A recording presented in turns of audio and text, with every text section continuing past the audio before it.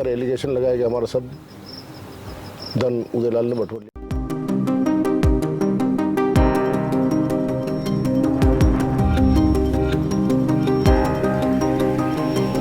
चुनाव लड़े, भैरू सिंह जी शेखावत यहाँ से विधायक हुआ करते थे, वो भी वोट डालने आए, उन्होंने हमारे सरपंचों को उठा लिया और फिर मारपीट हुई और ज़बरदस्ती उठाया था उस सरपंच को हमने छीना, वोट डलवाए और चुनाव जीते। इससे थोड़ी दाग जम गई और गाड़ी चल निकली।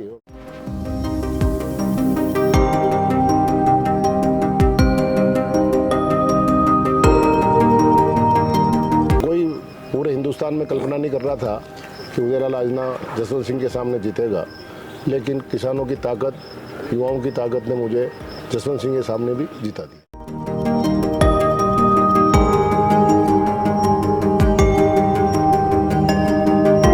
हम तो साथ साथ गए हैं, वो NSOE में भी काम करते थे जब मैं सांसद था, जब वो पीछे की पंक्ति में खड़े होकर वो भी शपथ ले रहे थे कांग्रेस की।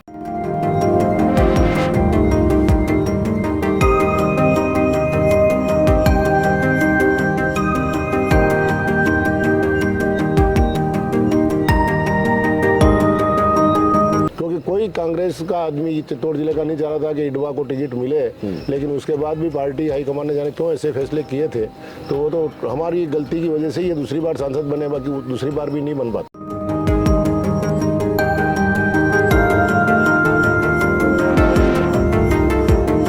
क्या चुनाव जीतने के बाद ये राष्ट्रीय दल जिस प्रकार से राष्ट्र की सेवा करते हैं वैसा करने की स्थिति में वो रहेंगे?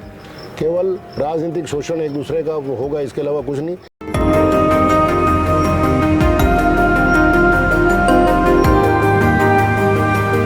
वाइटिक्स और अर्थ प्रेजेंस मन की बात मनुराव के साथ। शौर्य, पराक्रम और वीरता की धरा चित्तौड़गढ़ संसदीय क्षेत्र के छोटे सादड़ी कस्बे में वर्ष 1951 में एक ऐसे शख्स ने जन्म लिया जिसने 1 जिला परिषद चुनाव, 7 विधानसभा चुनाव और 3 लोकसभा चुनाव लड़े। 2024 की विकट परिस्थितियों में भी अपनी पार्टी की हिम्मत बनाते हुए उसने यह कहकर ताल ठोक दी कि टाइगर अभी जिंदा है, चुनाव मैं लड़ूंगा। चित्तौड़गढ़ की जनता का यह उदय कभी थका नहीं, कभी रुका नहीं। हार जीत का सिलसिला चलता रहा, लेकिन लोगों के दिलों में यह बना रहा। नमस्कार, आदाब, सत श्री अकाल, जय भीम, खमागणी, जोहार। मैं मनुराव। आज हम आए हैं चित्तौड़गढ़ की एक ऐसी शख्सियत से मिलने जिसने चित्तौड़गढ़ की पहचान पूरे विश्व में बनाई है। ठेठ किसान परिवार से आने वाली इस शख्सियत ने राजनीति और व्यवसाय में अपनी सक्रियता बनाते हुए एक अमिट छाप छोड़ी है। आज मिलेंगे उदयलाल आंजना से और करेंगे उनसे कुछ सीधे सवाल।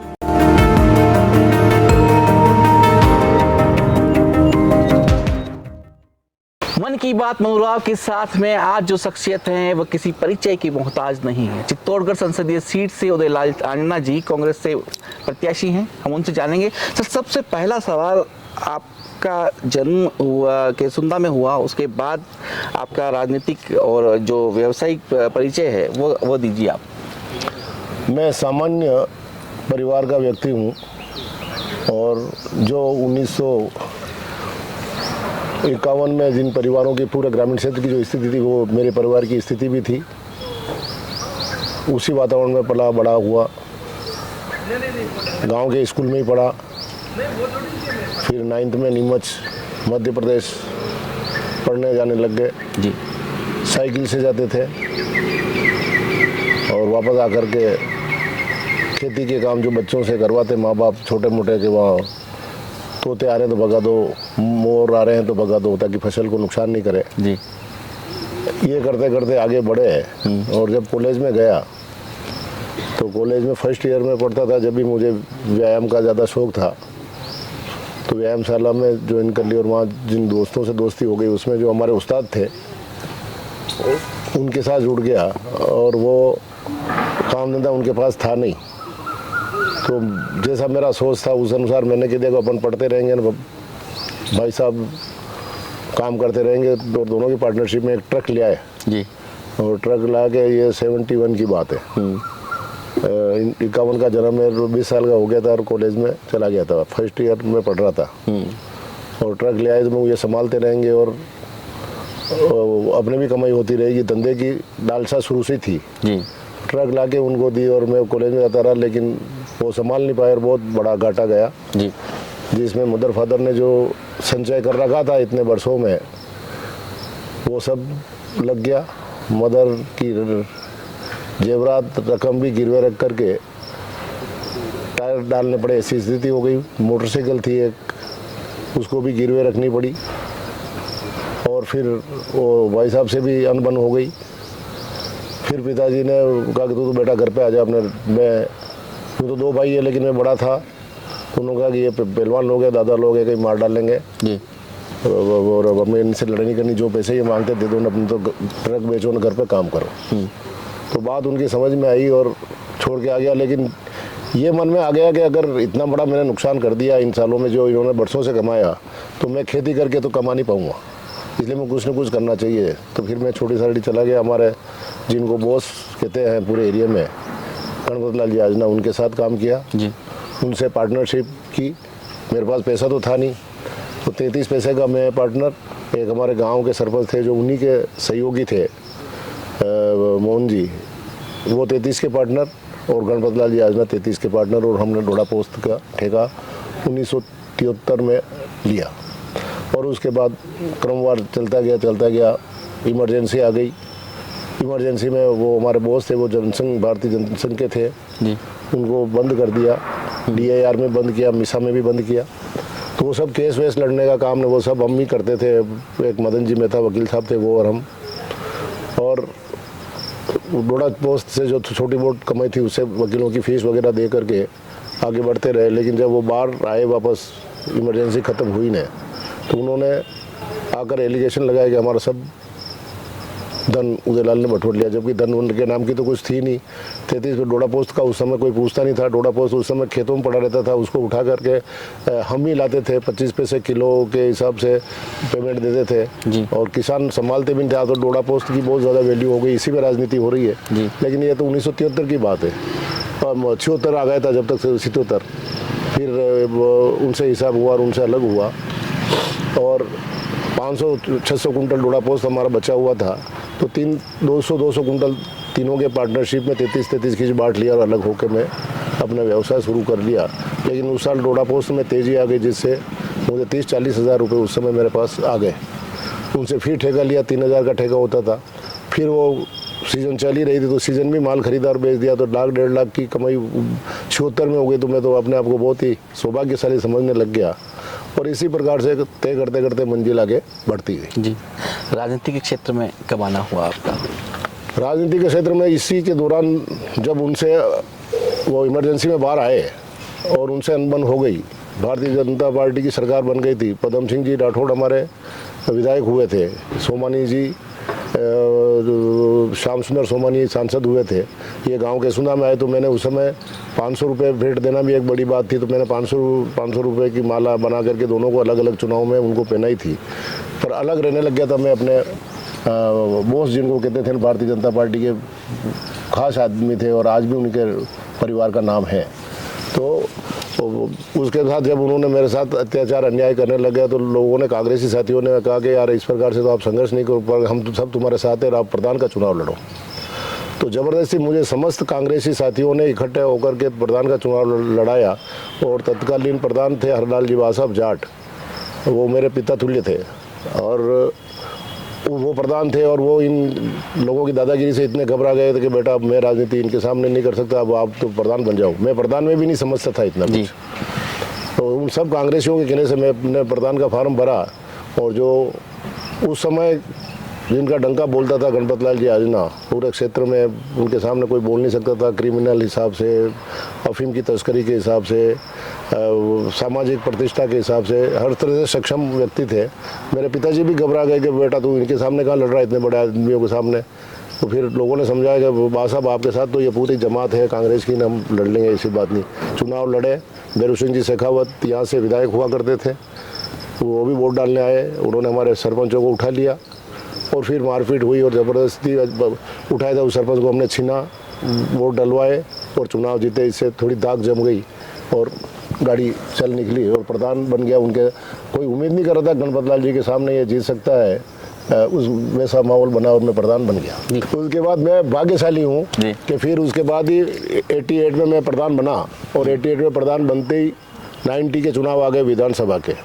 तो 90 के विधानसभा के चुनाव आ गए तो तत्कालीन हमारे MLA साहब थे श्रीनिवास जी शारदा, उनको कैंसर हो गया था और वो काफ़ी बीमार रहने लग गए थे। मेरा उनसे संपर्क था, प्रधान था उससे पहले भी, उससे पहले राजनीतिक जीवन में था, जब भी मैं उनके मकान में किराएदार भी रहा था व्यवसाय के दौरान। तो उन्होंने कहा कि नहीं बेटा मेरी स्वास्थ्य ठीक है नहीं और कोई दिखता नहीं तो तू या सुरेश, उनका बच्चा बड़ा सुरेश जी आज नहीं है हमारे बीच में, दोनों में से कोई MLA के लिए ट्राई करना। तो मैंने फिर सब तैयारी करके सुरेश जी को कहा कि आप चुनाव लड़ो, तो उन्होंने मना कर दिया कि मैं MLA का चुनाव नहीं लड़ूंगा, आप ही लड़ो। तो फिर मैं चुनाव 90 का लड़ा श्रीचंद जी के सामने ही और चुनाव हार गया। फिर वापस सरकार चलती रही, 2.5 साल इनकी सरकार चली रही। अयोध्या मसले पर इनकी सरकार ने तीनों गिर गई, यूपी, राजस्थान और मध्य प्रदेश की, और मिड टर्म पोल हो गए। तो मिड टर्म पोल में वापस मुझे टिकट मिला और मैं अकेला पूरे ज़िले में MLA निर्वाचित हुआ और बाकी 6 सीटें भारतीय जनता पार्टी और जनता दल के पास गई। वो चलता रहा, MLA बन गया 93 में और धीरे धीरे गाड़ी चलती रही। फिर पूरे जिले वालों ने सबने मुझे जिला कांग्रेस अध्यक्ष सर्वसम्मति से बना दिया, निर्विरोध वो करते रहे। फिर 98 में आते आते कोई चुनाव लड़ने वाला नहीं था जसवंत सिंह जी के सामने, क्योंकि पहले निर्मला कुमार जी हार चुकी थी, महाराणा मेवाड़ भी उनके सामने हार चुके थे, गुलाब सिंह जी सख्तावत भी चुनाव हार चुके थे। तो इसलिए फिर मेरे को सबने कहा कि आप लड़ लो, मैं भी एकमात्र विधायक था तो जसवंत सिंह जी के सामने चुनाव लड़ा था। तो वो तो बहुत बड़ा कद था उनका, उनके कद के मुकाबले तो आज के नेताओं का किसी का है नहीं। अटल बिहारी जी वाजपेयी के बाद वही एक नेता थे सर्वमान्य, जिनके मन में कोई जातिवाद वगैरह नहीं था और एक रेपुटेशन थी। तो उनके सामने लड़ा, कोई पूरे हिंदुस्तान में कल्पना नहीं कर रहा था कि उदयलाल आजना जसवंत सिंह के सामने जीतेगा, लेकिन किसानों की ताकत, युवाओं की ताकत ने मुझे जसवंत सिंह के सामने भी जिता दिया जी। तो इस प्रकार से राजनीतिक गाड़ी चलती रही और इस मंजिल पे पहुंचे हैं। आज वापस चुनाव में उतार दिया पार्टी ने, तो जनता के बीच में आशीर्वाद आपने ये भी कहा था टाइगर अभी जिंदा है। हाँ जिंदा तो है अभी तो, अभी तो रहेगा अभी थोड़े 15 साल और में। तो अभी हमारे नए बच्चों में नए बच्चों को सबसे लाड उनका भी आता है, वो भी उदयलाल भैया कहते हैं, छोटे बच्चे तो 5-5 साल के। तो वो भी कहते हैं मैं तो वो लंबा प्लान कर रहा हूँ कि वो भी मुझे वोट देंगे, वो उस तैयारी से चुनाव लड़ रहा हूँ। आपने डोडा पोस्ट पे कहा कि अब तो डोडा पोस्ट पे राजनीति होने लगी। अफीम के किसानों के बारे में आप क्या सोचते हैं, क्योंकि इस इलाके में सबसे ज़्यादा अफीम की खेती। अफीम की किसानों के मामले में ये है कि पूरे हिंदुस्तान में अफीम चित्तौड़गढ़ प्रतापगढ़ जिले में जो मेरा संसदीय क्षेत्र है और नीमच के मंदसौर और नीमच में होती है, और बाकी छूट-फूट 2-4 जिले और है जिसमें नाम मात्र के पट्टे हैं। तो मैक्सिमम पट्टे इसी दोनों संसदीय क्षेत्र में है। और जब अफीम नीति बनती है उस समय यहाँ के सांसद, निर्वाचित सांसदों को उस कमेटी में मेंबर के रोल पर बुलाया जाता है और उनके सुझाव मांगे जाते हैं और चर्चा भी की जाती है। और चूँकि पूरे हिंदुस्तान में पैदा अफीम होती नहीं, तो दूसरे सांसदों को इस खेती से कोई लेना देना रहता नहीं है।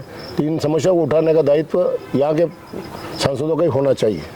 पर चूँकि मैं किसान हूँ, अफीम पे पैदा होती थी, मैं शुरू से ही 1973 से डोडा पोस्ट का ठेकेदार रहा, जो 2008 तक जब तक गवर्नमेंट ने वो ठेके दिए, सरकारी ठेके होते थे, उन ठेकों के आधार पर लेता था। उसके बाद जब अनलीगल घोषित कर दिया और NDPS एक्ट आ गया और रोक लगा दी सुप्रीम कोर्ट ने, ठेके बंद हो गए, उसके बाद मैंने ये धंधा छोड़ा है। तो यहाँ की, और मैं खुद ही अफीम का काश्तकार भी रहा हूँ, मेरे पिताजी रहे, बरसों तक लोगों के पट्टे कटते रहे, जुटते रहे, लेकिन मेरा तो पट्टा आज दिन तक नहीं कटा है, मैंने अभी जमा कराया है जी। तो मैं बढ़िया किसान भी हूँ अफीम का। तो आने वाली तकलीफों को मैं समझता हूँ। 2 पैसे अफीम की खेती में ज़्यादा मिलते हैं, इसलिए किसानों का शोषण बहुत ज़बरदस्त हो रहा है। कोई जनप्रतिनिधि इस तरफ ध्यान देता नहीं है, तो मैं इस आवाज़ को उठाता हूँ, तो किसान लोग मेरा समर्थन करते हैं और उम्मीद भी करते हैं मेरे से कि शायद ये संसद में जाएंगे तो हमारी अफीम नीति पर सार्थक चर्चा होगी और जो हमारी एकमात्र खेती है इस क्षेत्र की मुख्य कमाऊ फसल यही होती है, तो इसमें पैरवी करेंगे। इस कारण से अफीम किसानों में ज़्यादा लोकप्रिय हूँ और जिन गाँवों में पट्टे नहीं हैं उन गाँवों में भी जा रहा हूँ, तो वहाँ के लोग भी मांग कर रहे हैं कि हमें भी पट्टे हमारे गाँव में भी खुलाओ। तो वो वैसे तो जो वातावरण देश का बना हुआ है, एनडीपीएस का माहौल है, उस हिसाब से सबको पट्टा देना तो कोई संभव नहीं है, लेकिन काश्तकारों को उम्मीद है और जहाँ तक हो सकेगी मैं उनकी पैरवी करने का पूरा प्रयास भी करूँगा कि थोड़ी थोड़ी खेती सबको कराई जाए तो वो बढ़िया रहे, ताकि मतलब 2 पैसे की आमदनी सबके समान रूप से घरों में आवे। जी, आपके मंत्री रहते हुए आपने निम्बाड़ा में काफ़ी काम किया, निम्बाड़ा को रोल मॉडल बनाया, लेकिन जो आपके प्रतिद्वंदी हैं सीपी जोशी जी वो कहते हैं कि इन्होंने कुछ भी काम नहीं किया, क्या कहेंगे? राजनीति में कोई प्रतिपक्ष की तारीफ करता क्या, वो तो एक अटल बिहारी वाजपेयी थे जिन्होंने इंदिरा जी की तारीफ की थी कि ये तो साक्षात दुर्गा है। जब उन्होंने पाकिस्तान के 2 टुकड़े करके बांग्लादेश नया बना दिया था और पाकिस्तानी सेना को सरेंडर करने के लिए मजबूर कर दिया था, उन्होंने कहा था कि ये तो साक्षात दुर्गा है। तो वैसे अटल बिहारी सरी के नेता आज के ज़माने में है नहीं, तो चाहे मैं या चांदी की सड़कें बना दूँ, सोने की सड़कें बना दूँ, तो भी वो तो कहेंगे ये तो बिल्कुल बेकार वेस्ट किया। तो उनसे मुझे सर्टिफिकेट की आवश्यकता ही नहीं है, मेरी तो जनता ने मेरा मूल्यांकन कर लिया है, मैं तो जनता के भरोसे करता हूँ। विपक्ष से उम्मीद ही नहीं करना चाहिए किसी को, ना तो मेरे से वो उम्मीद करते हैं ना मैं उनसे उम्मीद करता हूँ। जी, लगातार 2 बार भारतीय जनता पार्टी 25 सीटें लेके आई और इस बार भी वो हैट्रिक का दावा कर रही है, लेकिन आपने भाजपा के प्रदेश अध्यक्ष को उन्हीं के क्षेत्र में बांध के रख दिया, वो बाहर निकल नहीं पा रहे, क्या कहेंगे? वो भले भारतीय जनता पार्टी के, ये तो पार्टी के पद है। जी जी। भारतीय जनता पार्टी का अध्यक्ष, कांग्रेस का अध्यक्ष, ये तो पार्टियां नियुक्त करती है जिसमें निष्ठा होती है। और मोदी जी किस प्रकार के लोगों को मुख्यमंत्री बना रहे हैं, किनको वो बना रहे हैं, वो उनके काम करने का तरीका एक अलग है। उसको मामले में मुझे कोई टिप्पणी नहीं करनी, लेकिन हम तो साथ साथ के हैं। वो एनएसओई में भी काम करते थे जब मैं सांसद था, जब वो पीछे की पंक्ति में खड़े होकर वो भी शपथ ले रहे थे कांग्रेस की, तो उधर गए। किस्मत था 14 में और 19 में एक लहर थी मोदी जी की, उस लहर के कारण 2 बार वो सांसद बन गए और पार्टी का भरोसा जीता होगा तो उनको प्रदेश अध्यक्ष बना दिया। लेकिन प्रदेश अध्यक्ष रहते हुए उन्होंने कौन से डिसीजन किए वो उनको भी अब याद आ रहा है कि आज उन्हीं के घर में वो गिर के रह गए। अपने साथियों को भी वो साथ लेके नहीं चल पाए। अगर संगठन के आदमी हो तो कम से कम अपने संसदीय क्षेत्र को तो साधना चाहिए था। अपने जो दोस्तों को, जब आप राज्य स्तर के नेता बन गए और राष्ट्रीय नेता बनने जा रहे हैं तो कम से कम अपने साथियों को तो अपने साथ रखना था। उनके साथी बिखर गए। ये तो आखिया जी ने टिकट कटते ही विद्रोह कर दिया, इसलिए दूसरे अर्जुन लाल जिनकर का भी टिकट बच गया और डॉक्टर सुरेश का भी टिकट बच गया, बाकी इनके दोनों के टिकट कटने वाले थे। तो ये तो उनकी राजनीतिक सोच है, उसकी मैं नहीं कहता। सीपी जोशी तो हमारे सर की हैं, जैसा मैं हूँ वैसा मैं भी हूँ। अगर वो भारतीय जनता पार्टी के प्रदेश अध्यक्ष है तो मैं भी अशोक गहलोत सरकार की कैबिनेट मंत्री था, तो रैंक में कहीं फ़र्क नहीं है, उससे सीनियर हूँ। जी, कैबिनेट मंत्री रहे हैं आप। 2018 में आपकी सरकार जब आई थी तब किसानों की कर्ज माफ़ी की बात की, आपने क्या कदम उठाया उसमें? राहुल गांधी जी जो देश की जनता से बात करते हैं, लोग इनकी बातों पर भरोसा करने लग गए हैं। उन्होंने कहा था कि हमारी सरकार बनाओ, हम आपका कृषि ऋण माफ़ करेंगे। तो मध्य प्रदेश, राजस्थान और छत्तीसगढ़ के चुनाव एक साथ हुए थे 18 में, तो हम 10 दिन में आपका कर्जा माफ़ करेंगे। लोगों ने भरोसा किया उनकी बात पे, उन्होंने, जनता ने सरकार बना दी। हमारे तीनों मुख्यमंत्रियों ने 2-2 घंटे के अंदर ही, मध्य प्रदेश और छत्तीसगढ़ तो 2 घंटे में ही ऋण माफ़ी कर दी थी। पहला आदेश ही उन्होंने ये निकाला कि राहुल जी की घोषणा है तो हम ऋण माफ़ी करते हैं। और राजस्थान के मुख्यमंत्री चूँकि शपथ ग्रहण में भोपाल और छत्तीसगढ़ की राजधानी गए हुए थे, इसलिए 2 दिन बाद आदेश निकले। तो 10 दिन तो पूरे नहीं हुए, 2 दिन में आदेश निकाल करके किसानों को राहत दे दी। तो इससे जनता में और विदेश किसानों में राहुल गांधी की पेट है, कांग्रेस की पेट है। जी, हरीश आंजना संस्थान के बारे में कुछ आप जानकारी दें दर्शकों को। वो मेरे ज़िंदगी की सबसे बड़ी दुखद घटना थी जी, लेकिन सावरिया सेठ ने सुन लिया, अब सब वातावरण ठीक है। तो उस समय जो वैराग्य टाइप उत्पन्न हो गया था मेरे को, तो क्या करना है अब, इसलिए मैंने अपने गांव में एक शिव मंदिर भी बढ़िया बनाया और उसी समय हरीश आंजना ट्रस्ट की भी घोषणा की, जिसके तहत कॉलेज संचालित कर रहा हूँ एक। और हरीश की याद में युवा साथियों की राय पर ब्लड डोनेशन का काम हर 22 नवंबर को रखता हूँ। तो इस प्रकार की सामाजिक संस्थाओं में काम कर रहा हूँ, लेकिन सामने सेठ ने सुन ली था, सब कुछ ठीक है जी। वापस एक बेटा भी है और राजनीति में भी उसके बाद निर्वाचित भी हुए, मंत्री भी बने, फिर वापस टिकट भी दे दिया, जनता का प्यार भी मिल रहा है। तो जनता का सुख दुख ही मेरा सुख दुख है जी। पहले भी आप लोकसभा में गए हैं, चित्तौड़ के लिए क्या किया है? चित्तौड़ के लिए उस समय मैं नया था जी। लेकिन अफीम की किसान की जो आपने पहले क्वेश्चन किया है, अफीम की समस्या बहुत विकराल थी उस समय भी, और इसलिए उनकी लड़ाई लड़ी थी और एक औसत से अफीम देने का मामला था। उससे पहले के वर्षों में अफीम कम औसत देने के कारण, औसत का मतलब एवरेज, कि भाई इस साल आपको 1 हेक्टर पे 50 किलो अफीम देनी है और किसी ने 150 ग्राम, 10 ग्राम, 20 ग्राम अफीम कम दी तो उसका लाइसेंस निरस्त हो जाता था। तो मैंने जितने पिछले 10 साल, 15 साल, 20 साल तक के पट्टे जो कटे हुए थे उनको वापस पूरी पैरवी करके जीरो औसत मानते हुए कि उनके सब की औसत ठीक है, उन सब नए पट्टों को चालू करा दिया था। ये मेरी उस समय की सबसे बड़ी उपलब्धि थी। समय बहुत कम मिला था क्योंकि 13 महीने की सरकार थी अटल बिहारी वाजपेयी जी की, वो सरकार एक वोट से गिर गई थी, इसलिए मैं 13 महीने सांसद रह पाया था। तो वो मेरा, और उसी बीच में विधानसभा के चुनाव भी 98 के हुए थे, उसी बीच में मेरा बाईपास भी हो गया था। इस कारण से मैं ज़्यादा भाग दौड़ नहीं कर पाया था, लेकिन अफीम नीति के लिए लड़ता रहा था और इसमें मुझे सफलता मिली थी। जी। 10 साल तक लगातार सीपी जी सांसद रहे हैं, क्या काम ऐसे रहे जो उन्होंने कर नहीं पाए, या क्या काम उन्होंने ये किए? तो जब सीपी जोशी मिले आप उन्हीं से पूछ लेना जी। बाकी जनता तो कह रही कि हमारे गांव में कभी आए नहीं जी। कभी किसी से मुलाकात नहीं, वो तो बड़े नेता बन गए। तो मतलब कोई गांव तो ऐसे भी मिले जिसमें 10 साल में 2 चुनाव जीत लिए तो भी कभी दर्शन देने वहाँ गए नहीं है। जी। तो ये तो उनकी बात है। और 2 बार जीत क्या गए, पहले दोनों बार निसंदेह गिरिजा व्यास तो एक मजबूत उम्मीदवार थी हुई, पर मोदी जी की हवा थी जिन किन्हीं कारणों से थी। जैसे वादे जनता से किए थे, गारंटियाँ 5 गारंटी उस समय भी दी गई थी कि किसानों की आय दुगनी करेंगे, पेट्रोल 30 लीटर करेंगे, क्योंकि उस समय 55 रुपये भी लोगों को ज़्यादा लग रहे थे, तो 30 रुपये करेंगे, किसानों की आय दुगनी करेंगे, काला धन लाएंगे, रोज़गार देंगे। ऐसे, और कांग्रेस भ्रष्ट है, इन मुद्दों पर सरकार आई थी तो गिरिजा जी का हार गई थी इनके सामने। बाकी दूसरे बार तो कांग्रेस ने इडवाजी सरी के आदमी को टिकट दे करके इनको परोस के थाली दे दी, ये घर पे सोते रहते तो ही जीतते। जी। तो वो तो कोई चुनाव ही नहीं था, वो तो एक तरफा जैसे कांग्रेस ने विड्रा कर लिया वो वैसा चुनाव था। जी। क्योंकि कोई कांग्रेस का आदमी चित्तौड़ जिले का नहीं चाह रहा था कि इडवा को टिकट मिले, लेकिन उसके बाद भी पार्टी हाईकमान ने जाने क्यों ऐसे फैसले किए थे। तो वो तो हमारी गलती की वजह से ये दूसरी बार सांसद बने, बाकी दूसरी बार भी नहीं बन पाते। जी। अगर बात करें संसदीय क्षेत्र की, तो इनकी सनातन की बात पर भारतीय जनता पार्टी सनातन और राम के नाम पर, आप तो खुद शिव भक्त हैं, क्या कहेंगे? जितने मैंने मंदिर में दर्शन किए होंगे मेरे प्रतिद्वंदी ने इतने नहीं किए होंगे, क्योंकि वो बड़े काम में उलझे रहे और मैं गांव-गांव जा रहा हूँ। तो गांव में जितने मंदिर होते हैं रोक देने के बाद ही फिर मंदिर के आसपास ही मीटिंग कर रहा हूँ। तो इसलिए ये तो केवल चुनाव जीतने का मुद्दा है, वो राम को बेचते हैं और हम राम के पुजारी हैं। जी।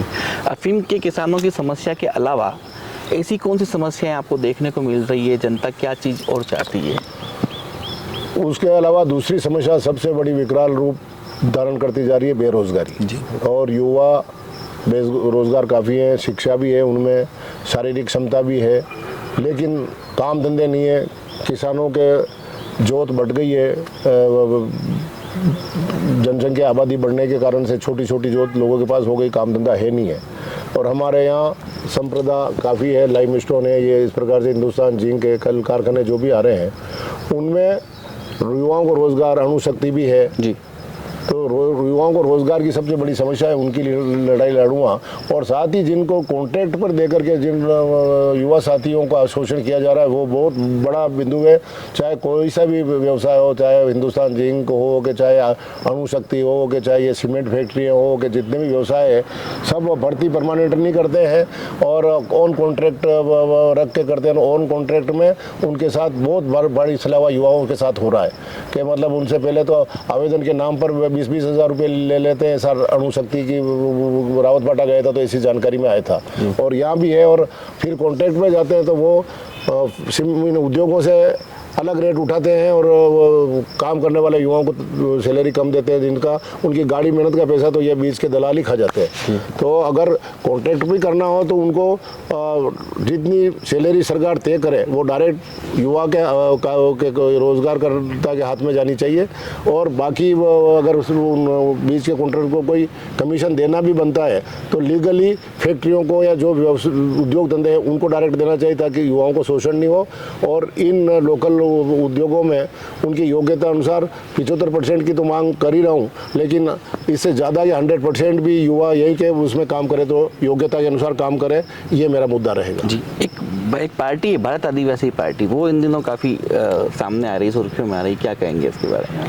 हर दल अपने अपने हिसाब से, देखो हमारे तो संविधान में छूट दी, इसलिए मैंने एक दिन पहले भी कहा था अगर 2 ही पार्टी सिस्टम होता तो देश में इतना बिखराव नहीं होता। तो समाज को बांटने का काम जरूर कर रहे हैं। ये 2 ही दल होते, पक्ष और विपक्ष, तो शायद देश और ज़्यादा आगे बढ़ता। लेकिन अब हर आदमी अपनी आबादी के अनुसार करने लगे। आप पार्टी वाले अपने क्षेत्र में लोगों को गुमराह करके उनको अपनी जाति के प्रति समर्पण तो करा देते हैं, लेकिन क्या चुनाव जीतने के बाद ये राष्ट्रीय दल जिस प्रकार से राष्ट्र की सेवा करते हैं वैसा करने की स्थिति में वो रहेंगे? केवल राजनीतिक शोषण एक दूसरे का होगा, इसके अलावा कुछ नहीं। लेकिन अब लोकतंत्र में जो अधिकार सबके पास है वो है, तो सब अपने अपने दल अपने अपने हिसाब से काम कर रहे हैं। लेकिन चित्तौड़ संसदीय क्षेत्र में तो केवल प्रतापगढ़ में भले इनका वर्चस्व है, बाकी तो कोई लोग सभी समझ गए कि ये लोग केवल राजनीतिक शोषण के लिए, राजनीतिक हिसाब के लिए अपना काम कर रहे हैं। बाकी इनका कोई लोकतंत्र के भलाई के लेना देना नहीं है, ये समझ लो। हमारे प्रदेश अध्यक्ष गोविंद सिंह डोटासरा ने भी कहा कि हमने तो राष्ट्र हित में हमारा फार्म भी विड्रा कर लिया बांसवाड़ा से, ताकि एक के सामने एक लड़े तो कांग्रेस गठबंधन की सरकार बने और जो ये सरकार चल रही है संविधान की के साथ खिलवाड़ करने की, उस पर रोक लग सके। राष्ट्रीय पार्टी कांग्रेस के कई ऐसे लोग हैं जो भारतीय जनता पार्टी में जा रहे हैं, चित्तौड़ से भी कई लोग गए हैं, क्या कहेंगे, उन्हें क्या संदेश है आपका? कुछ लोग तो दबाव में जा रहे हैं कि ज़िंदगी भर ऐशो आराम भुगत लिया पार्टी के साथ रहकर ने, अब कहीं बुढ़ापे में या बाद के दिनों में जेल हेल नहीं जाना पड़े, ऐसे कोई कृत्य किए होंगे उन्होंने, इस वजह से जा रहे होंगे, दबाव के कारण जा रहे हैं। और कुछ सत्ता में रहने के आदी हो गए, तो सत्ता में रहने के लिए कहीं भारतीय जनता पार्टी की सरकार बने तो हम सत्ता से लटके रहे, इसलिए जा रहे हैं। 2 ही कारण हो सकते हैं, बाकी तो क्या मतलब। और जिस दिन जाता है उस दिन उनको याद आती है कि ये पार्टी तो गंदी थी, नहीं ये पार्टी ठीक है। अरे ज़िंदगी भर तुमने इसी में निकाल ली, तो कभी तो तुम अपना खून बह जाए लेकिन माँ का सिर नीचा नहीं होने दूंगा, ऐसी बातें करते थे। और आज तुम उस पार्टी में जा रहे हो तो एक ही दिन में ऐसा बदलाव कैसे आ गया? जी, आपका संसदीय क्षेत्र बड़ा है, कार्यकर्ताओं को क्या संदेश देना चाहते हैं? कार्यकर्ताओं को यही संदेश है कि वो तन मन धन लगा के लोकतंत्र की रक्षा के लिए आपका भाई चुनाव मैदान में है, तो हर जगह मत प्रतिशत, विधानसभा में ऊपर जो मत प्रतिशत रहा उससे 5% ऊपर अपने अपने पोलिंग पर बढ़ावे, यही संदेश। जी, और मतदाताओं से क्या कहना चाहते हैं अंतिम सवाल? मतदाताओं से यही कहना चाहता हूँ, आपका भाई हूँ, मुझे कोई आपसे ये बताने की ज़रूरत नहीं कि उदयलाल ने ये किया कि वो किया। आप मेरी रग रग से वाकिफ़ हैं, हर तरह की बात मेरे जानते हैं। राजनीतिक जीवन में आज 36 साल हो गए काम करते हुए, तो सभी लोग मुझे जानते हैं। तो किसानों की लड़ाई लड़ता रहूँगा, अगर जनता ने किसानों ने ताकत दी तो उनकी लड़ाई मेरी आगे जारी रहेगी। उदयलाल जी आंजना, जिन्होंने बड़ी ही बेबाकी से सारे ही सवालों के जवाब दिए। 26 अप्रैल मुकर्रर है, मतदान का दिन है, और हम चित्तौड़गढ़ की तमाम जनता से अपील करते हैं कि अपना मतदान जरूर करें। हम और भी प्रत्याशियों से बात करेंगे और जानेंगे उनकी मन की बात। नमस्कार।